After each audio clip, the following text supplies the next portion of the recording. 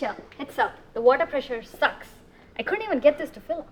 Oh, that's weird. Okay, thanks, Barsha. Actually, Barsha, you know what that reminds me of? What? The difference between microinverters and optimizers. Huh. What do you mean?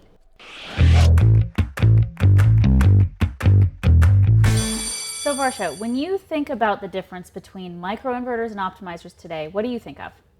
Well, they're both MLP or module level power electronics, so they optimize the system at a panel level, allowing for module level monitoring and troubleshooting. In terms of the difference, I just know that optimizers allow for higher efficiency, but I couldn't really tell you why.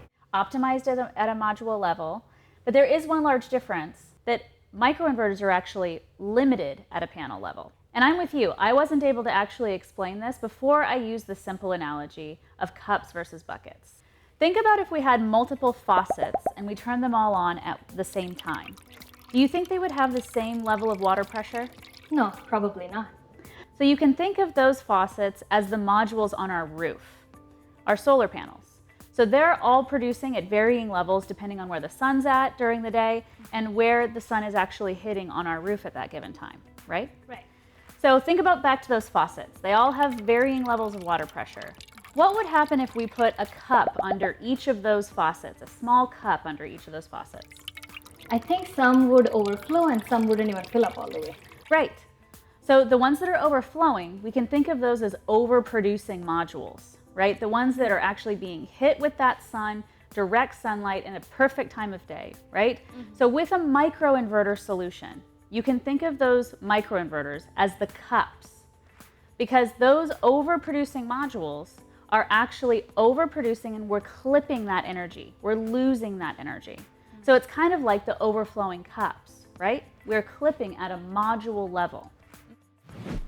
So let's think about the optimizer solution. Let's think about the SolarEdge solution.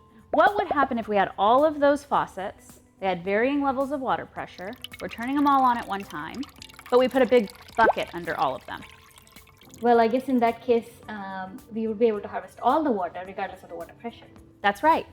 So the overproducing modules are making up for the underproducing modules because we're able to harvest all of that energy in one large bucket, which is the inverter on our wall. So does that make sense, Barsha?